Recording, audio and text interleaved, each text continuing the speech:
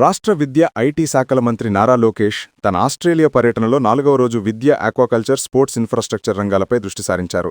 మంత్రి లోకేష్ గోల్డ్ కోస్ట్లోని Griffith university vice president Marnie వాట్సన్తో భేటీ అయ్యారు. పబ్లిక్ పాలసీ, సస్టైనబిలిటీ, ఇన్నోవేషన్ రంగాల్లో సంయుక్త కార్యక్రమాల కోసం ఆంధ్రప్రదేశ్ గ్రిఫిత్ యూనివర్సిటీ భాగస్వామ్యం ఏర్పాటుకు చొరవ చూపాలని కోరారు.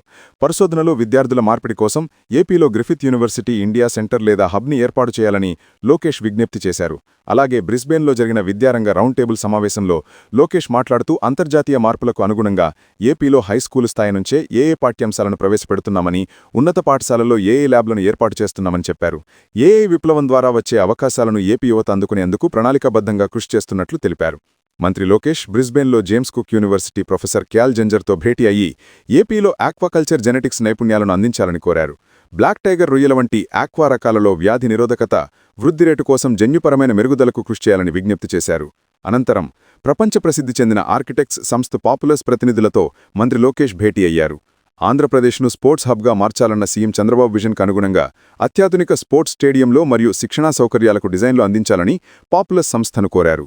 బ్రిస్బేన్లోని భారత రాయబార కార్యాలయంలో జరిగిన బిజినెస్ రౌండ్ టేబుల్ సమావేశంలో మంత్రి లోకేష్ మాట్లాడుతూ భారత్, ఆస్ట్రేలియా వాణిజ్యంలో ఆంధ్రప్రదేశ్ కీలక పాత్ర పోషిస్తోందని తెలిపారు.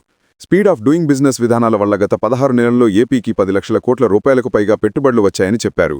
ఆస్ట్రేలియా పారిశ్రామికవేత్తలు విశాఖపట్నంలో జరగనున్న సిఐఐ పార్ట్నర్షిప్ సమ్మిట్ 2025కు హాజరు కావాలని మంత్రి లోకేష్ విజ్ఞప్తి చేశారు.